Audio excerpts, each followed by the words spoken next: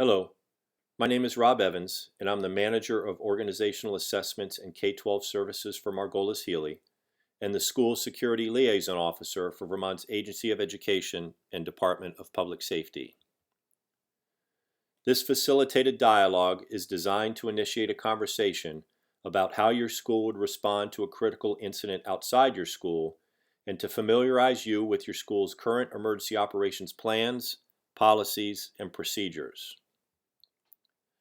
Please remember the following guidelines throughout your discussions. This is a great opportunity to walk through an emergency preparedness scenario together. This is a low-stress, no-fault environment. There are absolutely no right or wrong answers.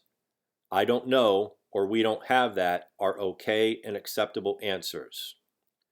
Throughout this dialogue, as the scenario is developed, you will be asked to pause this presentation in order for you to be able to review your answers to a series of questions. Please do not advance to the next part of the scenario until you have answered all the questions presented. The date is September 27th. It's a sunny day, and the temperature outside is 75 degrees. At approximately 8:05 a.m., a parent of one of your students runs into the front office and informs your staff that her car is on fire in the driveway in front of your school. The parent informs you that no one is in the car, but the car is completely on fire and smoke is beginning to cloud the front entrance of your school. What would the principal do with this information? With whom would he or she share this information? What immediate actions, if any, should you take at this point? What specific procedures are followed by school officials? Based on your school's policies, plans, or procedures, what strategies are developed to deal with this situation? Who specifically is involved in developing this strategy? Do you call 911 to report this emergency? If so, who makes the call?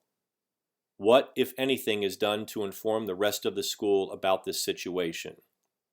What internal communication systems are used to make these notifications? Do you consider evacuating your school?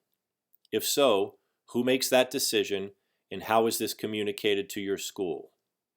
Please do not advance to the next slide until your conversations are complete.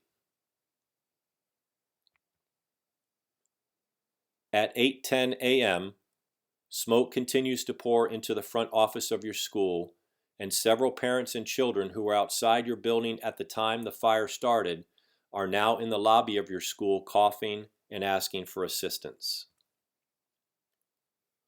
What additional actions would you take at this time?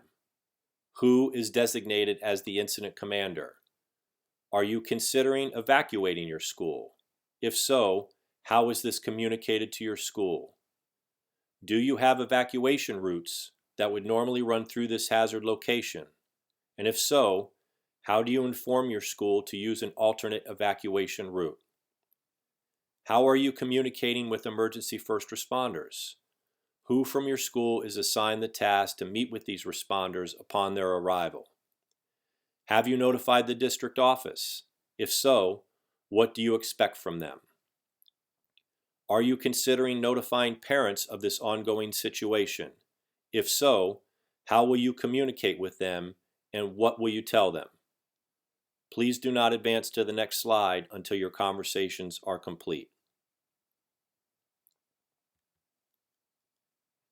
At 8:15 a.m., the first emergency first responders have arrived on scene. The fire is quickly extinguished, but smoke continues to hover around the front entrance to your school.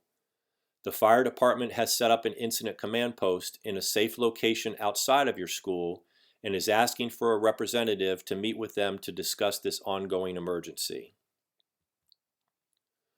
Who is the designated representative assigned to meet with emergency first responders?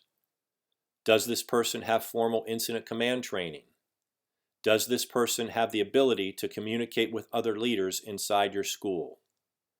If the school was not evacuated, did you move students to a safe location inside your school? If so, how was this communicated and who made this decision? Have you established an incident command post inside your school? If so, where is it located and who will be located in it? Have you notified parents of this ongoing emergency?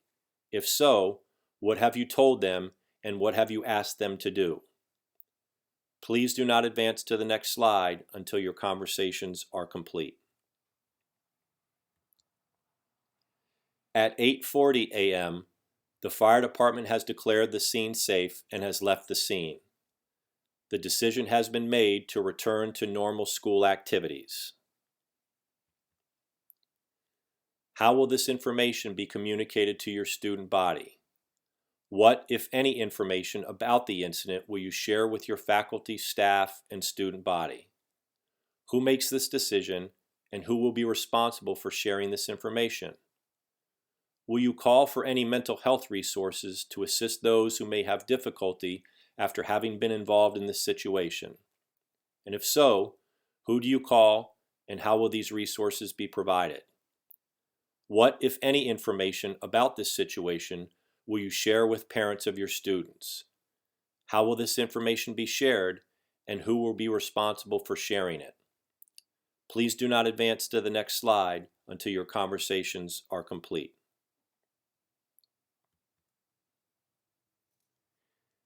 In conducting your after-action review, please consider the following. What are your operational strengths? Where are your opportunities for improvement? Identify any key learning points, training needs, or potential equipment needs as a result of going through this scenario. Thank you for participating in this training, and if you have any questions or concerns, please don't hesitate to contact me by phone or email.